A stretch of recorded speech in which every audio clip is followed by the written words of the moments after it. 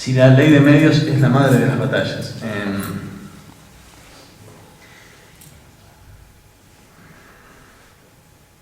Me parece que es una batalla importante, no sé si es la madre de las batallas, pero me parece que es una batalla muy importante, en el sentido de que las empresas, las grandes empresas mediáticas han ganado un control tan enorme sobre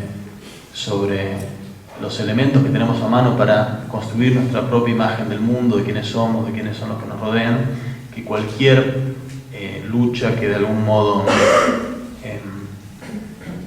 vaya en contra de esa supremacía casi absoluta me parece que es muy importante.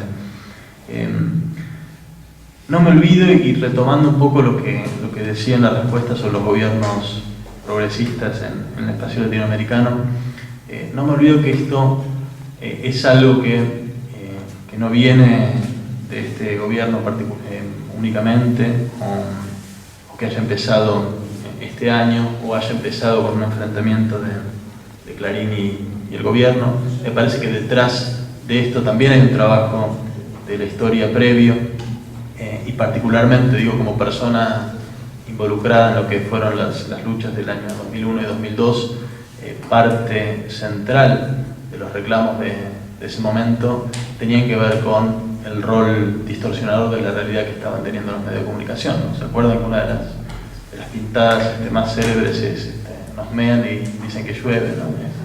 Y la manifestación que hubo cuando fue el segundo o tercer cacerolazo, no me acuerdo cuál de los dos fue, que fue silenciado en los medios de comunicación, que uno prendía la televisión en ese momento y pasaba cualquier otra cosa y no el cacerolazo, y que eso generó una marcha contra Canal 13 al día siguiente, y el siguiente cacerolazo lo presentaron con todas las luces y todas las cámaras para que no quedaran dudas, ¿no? La muerte de Costequi y Santillán.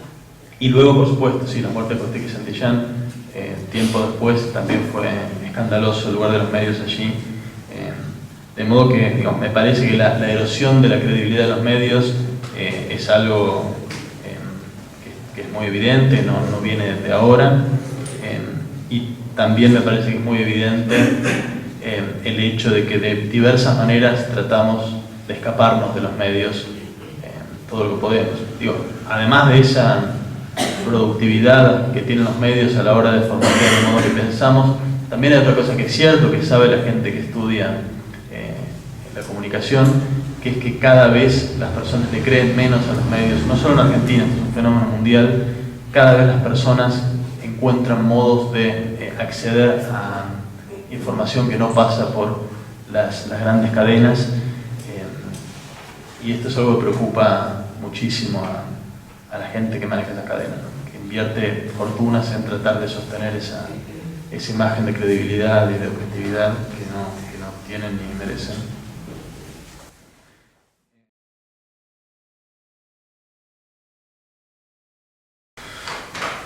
Si podría pasar por un tercer movimiento histórico.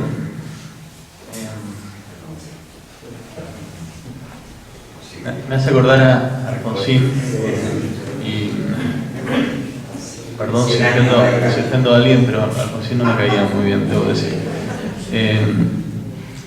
A ver, digamos, me parece que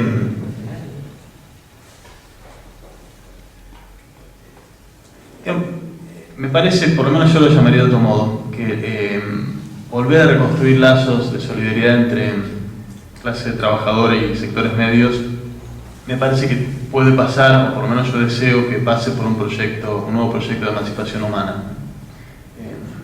Me parece que hoy estamos en un momento de la cultura mundial en el cual los grandes proyectos de cambio social profundo perdieron credibilidad. Me parece que se trata de reconstruirlos de alguna manera, volver a pensar cómo sería aquel proyecto que décadas atrás se llamó liberación, comunismo, socialismo, no sé qué nombre tendrá, pero por lo menos desde mi punto de vista se trata de reconstruir un proyecto de emancipación humana, es decir, un proyecto de vida social entre iguales. no sé si eso, cómo se llamará, acaso se llame tercer movimiento histórico, no sé, eso la historia misma lo determinará. A mí el nombre mismo mucho no me gusta, pero bueno, por suerte no depende ni de mí ni de ninguno de nosotros aquí el nombre que asuma si es que aparece.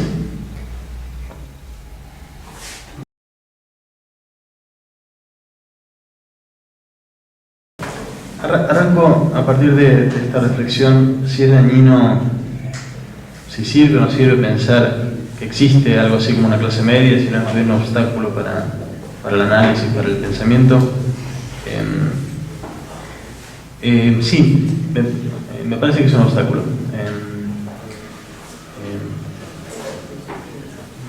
Me parece que, a ver, crear divisiones sociales, divisiones de clase entre cualquiera que no sea parte de la clase dominante es un asunto que pertenece a la clase dominante y no a alguien como, bueno, no sé si alguno de ustedes es un gran empresario o algo así, que nos incluya en nosotros, pero es algo que por lo menos yo siento que no nos incumbe, es decir, tratar, digamos, de imaginar y garantizar que hay una solidez en la separación entre yo, clase media, y vecino, clase obrera, trabajadora. No, a mí por lo menos siento que no me compete, y en ese punto sí me parece que dificulta el análisis y la política en pensar que existe una clase media como tal, ¿no? Y esto reaparece también porque condiciona mucho el modo en que percibimos la realidad, ¿no? Retomo la pregunta de acá sobre el rechazo de la clase media a las medidas de un gobierno que sin embargo en muchos sentidos la beneficia. Y dos cosas al respecto. Primero, no hay una clase media que rechace al gobierno. Hay enormes porciones de lo que llamamos sectores medios que están apoyando al gobierno, de hecho. En las últimas elecciones y en las elecciones en la Ciudad de Buenos Aires, y además una porción bastante importante de gente que votó al gobierno. De modo que hay, por lo menos uno podría decir que hay una sección de la clase media que no está en contra del gobierno. Con lo cual ahí es donde a veces cuando pensamos que existe algo unificado y homogéneo que actúa o deja de actuar, que se llama clase media, ahí es donde nos empieza un poco a distorsionar la percepción de lo que está pasando alrededor, ¿no? Evidentemente hay una gran cantidad de personas de sectores medios que rechazan las medidas de este gobierno, incluso si son beneficiadas, ¿no? Y uno podría trazar el mismo tipo de paradoja respecto al gobierno de Perón. No hubo periodo en la historia nacional, por ejemplo, donde se crearan más pequeñas y medianas empresas que en los años 40 y 50, por ejemplo. No hubo momento donde hubiera mayor expansión de, por ejemplo, la matrícula universitaria, creación de nuevas universidades, nuevas facultades y demás, que en esa época.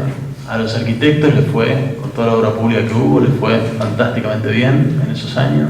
Sin embargo, una proporción enorme de esas personas eran fervientes y furiosamente antiperonistas. Y esto es porque, contrariamente al dicho común, no solo de pan vive el hombre, no solo bolsillo, ¿no? Hay otra cuestión, además del bolsillo, en época de Perón, que es la jerarquía social. Garantizar que uno es la persona más respetable que el otro y no que el otro de pronto ascendió más que uno en la escalera de respetabilidad. Y eso es más difícil de manejar, pero tiene una incidencia tan importante quizás como lo económico en el sentido monetario del término. Sí. Porque es lo que estás diciendo. Entonces, sí reivindicar la frase de Correche que dice: cuando la clase media está bien, vota mal. Cuando la clase media está bien, vota mal.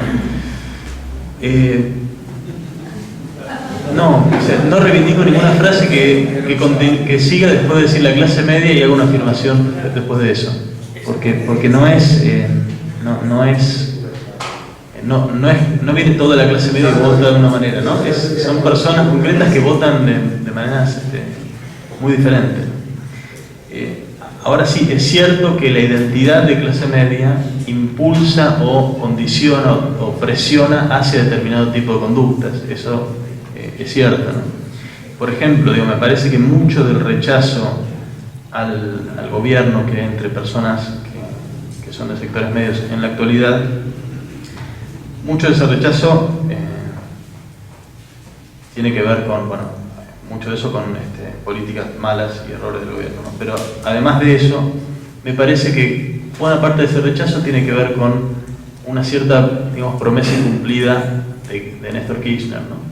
En su momento de más popularidad, en el año 2003 y 2004, fue el momento donde Néstor Kirchner aparecía como la persona que en fuerza de transversalidad iba a dejar atrás al peronismo como fuerza política, ¿no?